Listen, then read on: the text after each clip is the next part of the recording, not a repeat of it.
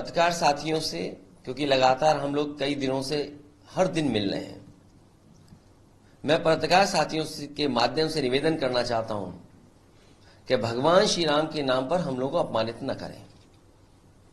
आप ही में से कोई साथी एक आया था, शायद हमारे पास अगर रिकॉर्डिंग होगी तो हम देख सकेंगे, सुन सकेंगे, जिन्होंने ये कहा कि आपको न्योता मिला है, और उसके बाद सच्चाई सामने आई, वो न्योता नहीं था, वो कोरियर से भेजा हुआ कोई न्योता है जो अभी तक नहीं पहुंचा है। मैं आने में देर किया हूं, मैं घर पे चेक करके आया हूं कि पहुंचा है कि नहीं पहुंचा है कोरियर।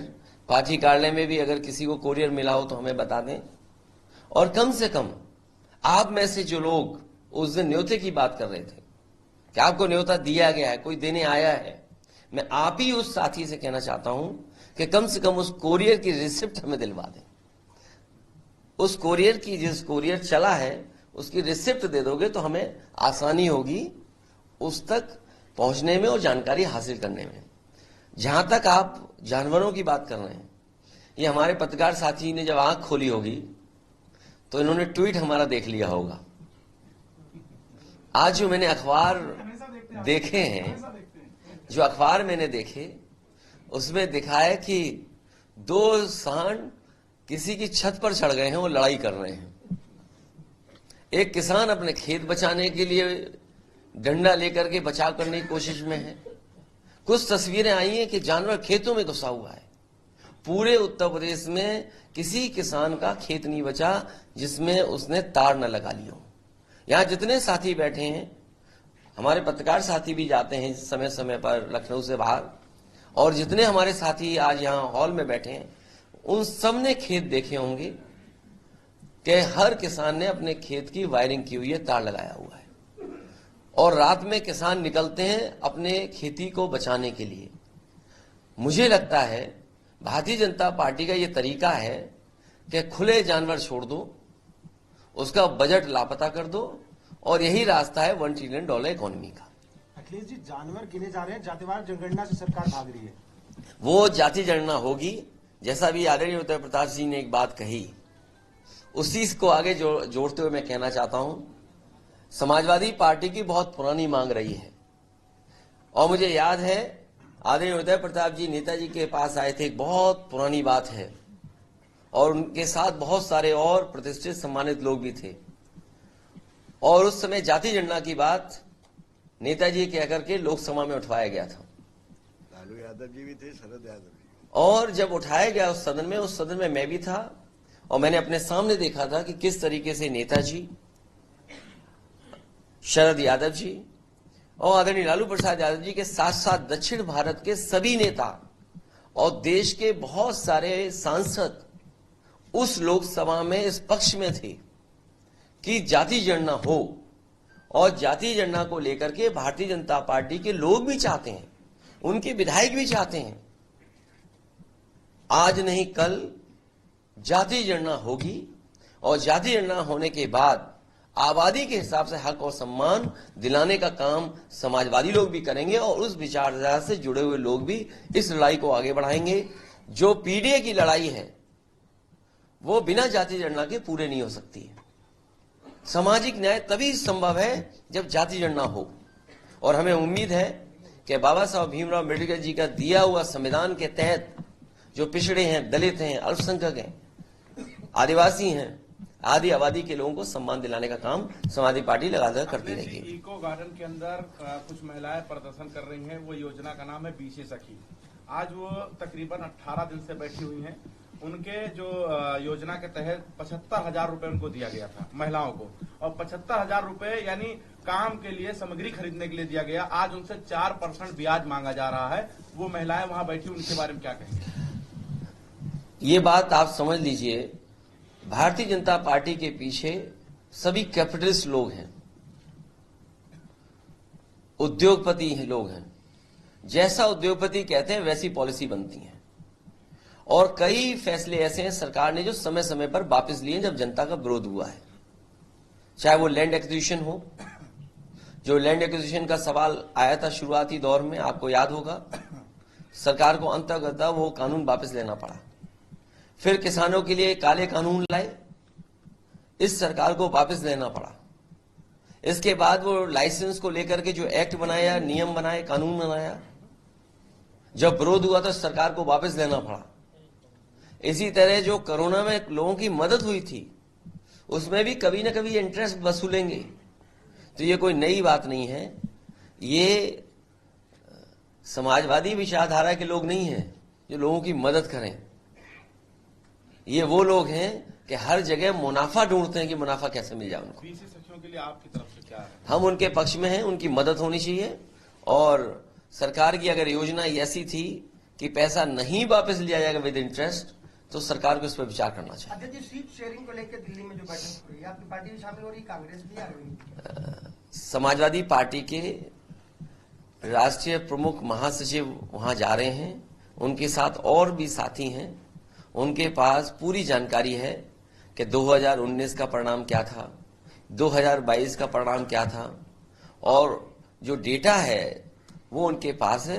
हमें उम्मीद है कि वहां पर चर्चा अच्छी होगी और फैसला भी जल्दी होगा। अध्यक्ष जी, आपने कहा कि अभी न्योता नहीं मिला, लेकिन कल बीजेपी ने एक एक्स पर फोटो पोस्ट की है। इंडिया गठबंधन के सभी लीडरों को उसमें शामिल किया गया और ये लिखा गया है कि न्योता को ठुकराने वाले ये लोग। नया लड़का है ये पत्रकार, अपना परिचय दे देगा तो मुझे बड़ा आसान होगा। मैं एहसान रिजवी हूँ, इंडिया न्यूज से। नहीं, नाम बता दो। एहसान रिजवी। एक काम करो, अगर उनका एक्स आपने पढ़ा तो हमारा भी एक्स पढ़ के आप सबको सुना दो। अखिलेश जी, मोदी जी गारंटी मुझे उम्मीद होगी कि मेरा एक्स भी आप पढ़ोगे, और जो भी यूट्यूब है आपका या चैनल है या अखबार है उस पर जरूर वही चर्चा आप करोगे जो मैंने कल रात को एक्स पर डाला है। अखिलेश जी गारंटी की बात करते हैं आयुष्मान कार्ड के नाम पर। अभी कैंसर पीड़ितों की मदद की बात हो रही थी। तमाम बड़े हॉस्पिटल, पीजीआई, एम्स, वहां पर जब आयुष्मान कार्ड धारक जाते हैं तो उन्हें दवाएं मिलने में, यहाँ तक कि इलाज मिलने में भी दिक्कतें आ रही हैं। आयुष्मान में तो है ही घोटाला, वो सब सामने आया है। आधी अधूरी भी मदद करती है सरकार, पूरी मदद नहीं करती है। कैंसर इंस्टीट्यूट जिसको बन करके तैयार हो जाना चाहिए था, गरीबों को फ्री इलाज मिलता। आज के समय के हिसाब से जो मशीनें होनी चाहिए, जिस तरह का आधुनिक इलाज होना चाहिए, इलाज के साथ साथ जो दवाई होनी चाहिए थी रिसर्च इंस्टीट्यूट में, वो भी इन्होंने आधी अधूरी छोड़ दी है। तो इस सरकार से कोई आप उम्मीद नहीं कर सकते।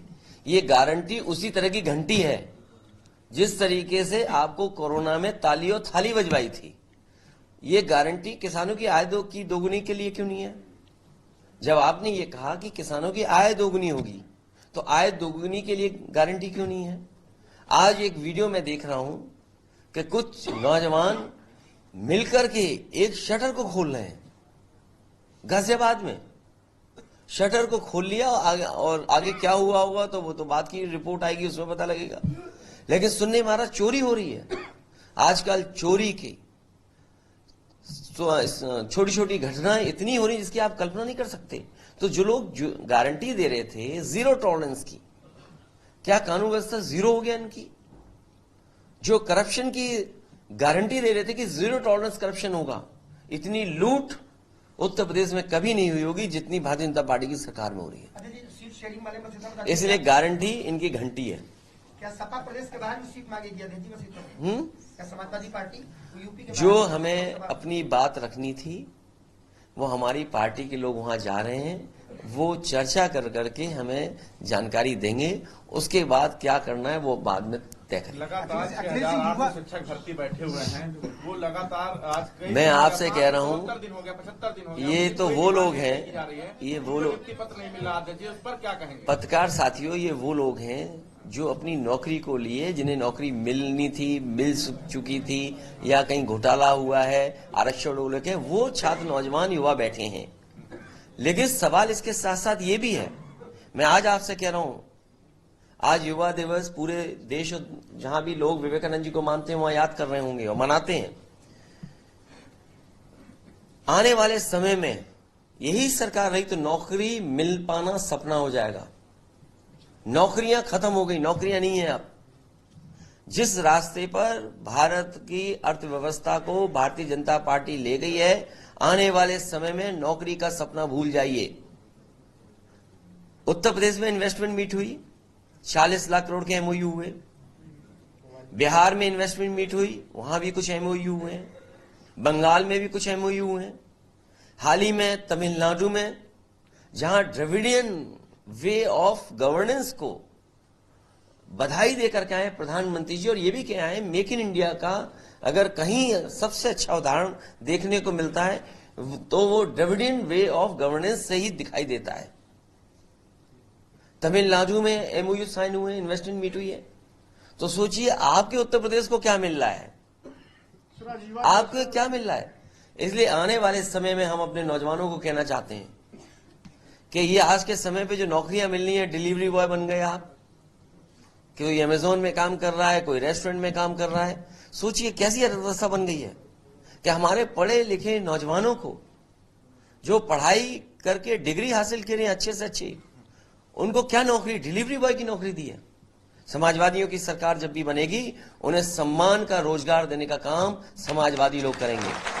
और आज के दिन याद रखना आप लोग, नौकरियां का रास्ता बीजेपी ने हमेशा हमेशा के लिए बंद कर दिया। अखिलेश जी एक हॉस्टल है इलाहाबाद यूनिवर्सिटी में, पंत हॉस्टल। 2019 तक वहां दलित पिछड़े वर्ग के छात्रों के लिए स्कॉलरशिप थी, उनको यूपीएससी की तैयारी करने के लिए तमाम सुविधाएं दी जाती थी। 2019 के बाद से सरकार ने वहां का फंड बंद कर दिया है। सरकार पिछड़े दलित अल्पसंख्यकों के साथ इसी तरह भेदभाव करने का काम करेगी।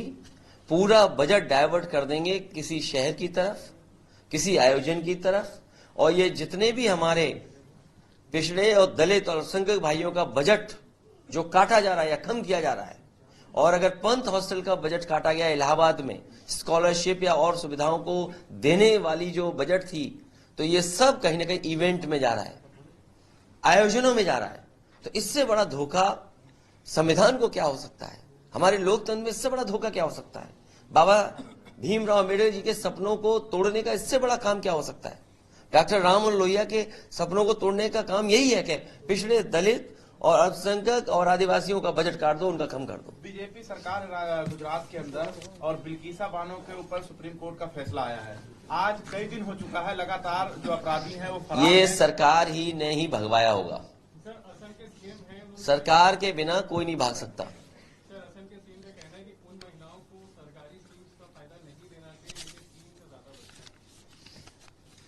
बहुत बुद्धिमान है वो, सच में बहुत बुद्धिमान है, बस इतना ही कहूंगा उनके लिए। अखिलेश जी आप लोग क्या करेंगे चुनाव में? क्या आप पॉलिटिकल इवेंट में भाग लेने वाले हैं या पीडीए पे लाइन खींच के लड़ने वाले हैं? देखिए, पीडीए समाजवादी पार्टी और इस समाज को दिशा देने वाला हमारा सिद्धांत है।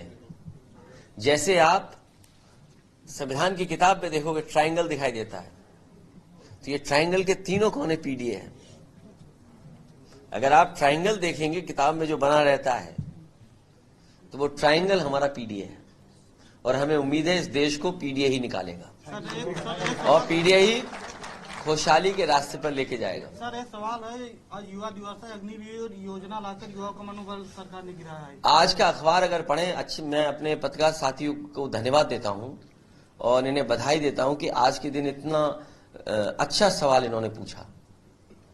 मैं अखबार का नाम भूल गया हूं, हिंदी के अखबार में पीछे आर्टिकल निकला है और chief of the army staff ने कुछ बातें कही हैं उसमें।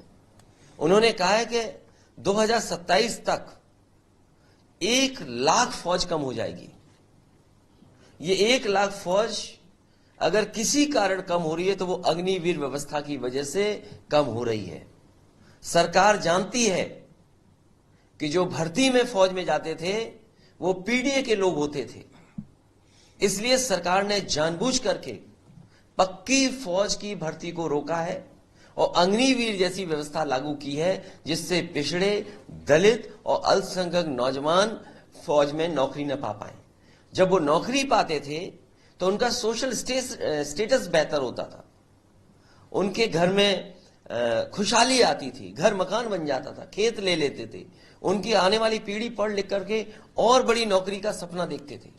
तो ये अग्निवीर व्यवस्था जानबूझ करके सरकार इसलिए लाई है, जिससे जो खुशहाली पिछड़े दलित और अल्पसंख्यक भाइयों के समाज में आने वाली थी उसको रोकने के लिए। और अगर chief of the army staff ने यह बात कही है कि 2027 तक 1 लाख फौज की कमी होगी, तो सोचो चीन का मुकाबला कैसे करोगे, जो आपकी जमीन छीन रहा है। 1962 का जो मेमोरियल रहा रिजंगला, रजांगला, जो 1962 का जो मेमोरियल था, जिसमें कुमाऊं रेजिमेंट के बहादुर जवानों ने उस समय चीन से मुकाबला किया, भारत की जमीन बचाई, पूरी कंपनी मर गई। और कहा जाता है कि ऐसा दृश्य किसी दुनिया में नहीं देखा होगा कि लोग आखिरी गोली तक लड़े हैं और जवान आखिरी जान चलेगी तब तक लड़े हैं चीन के सिपाहियों से, सोचो आखिरी बॉडी तक और आखिरी बुलेट तक लड़े हों। ऐसी लड़ाई दुनिया में नहीं हुई। वो जो मेमोरियल बना था वो भी मेमोरियल चीन ने कब्जा कर लिया। क्या सरकार के जश्न में आप ये सब बातें भूल जाओगे? क्या सरकार के जश्न में ये सब जो आने वाले पीढ़ी के लिए जो परेशानियां पैदा हो रही हैं सब भूल जाओगे आप? इसलिए आपको जश्न को तो देखते रहना है, लेकिन ये दिल और दिमाग अपना पक्का रखना है। भारतीय जनता पार्टी के पास बेरोजगारी, किसान की समस्या या देश जो पीछे जा रहा है उसके बाहर निकालने के लिए कोई रास्ता नहीं है। इसलिए इवेंट के बहाने लोगों का माइंड डाइवर्ट हो जाए, इसलिए काम कर रहे हैं।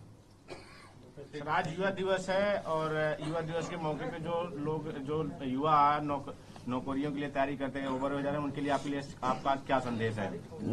ये बीजेपी की सरकार रहेगी तो नौकरियां खत्म, नौकरियों का सपना देखना बंद कर दो।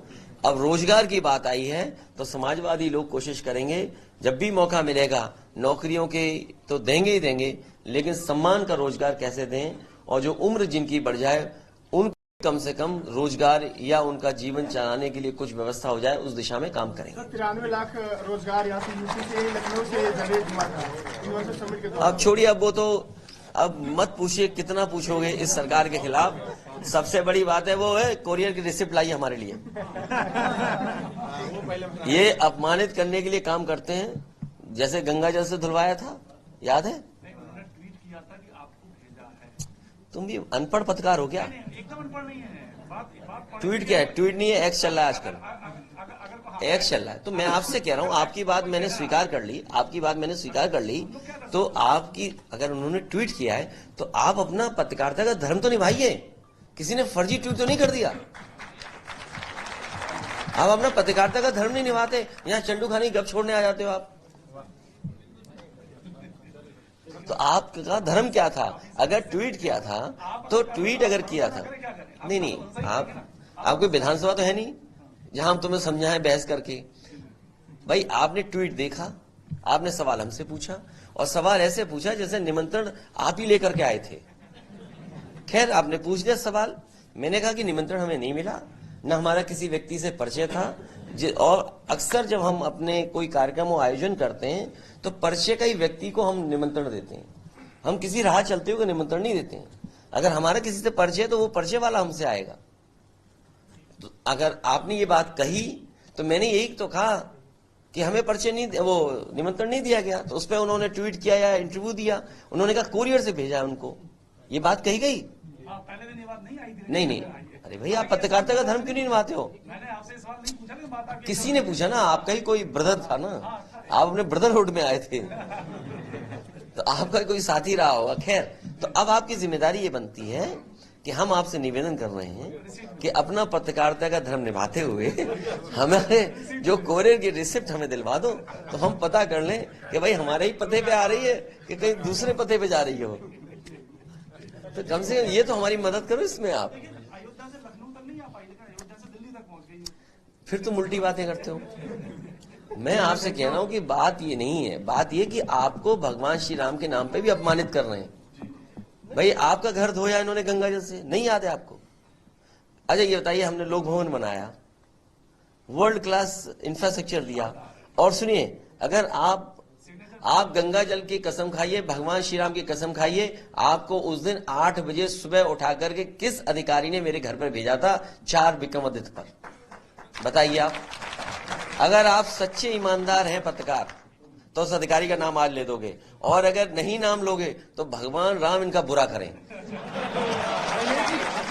धुलवाने से याद आया, अखिलेश जी घर धुलवाने से याद आया, दिल्ली यूनिवर्सिटी है तो इनका तब भी बुरा होगा।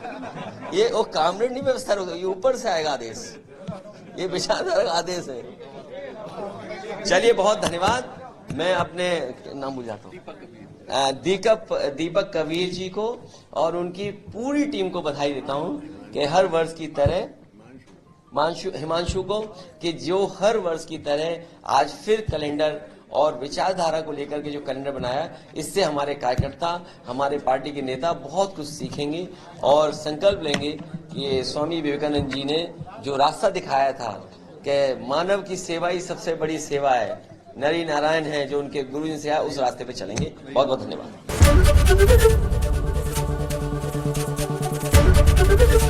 एबीपी गंगा, खबर आपकी, जुबान आपकी।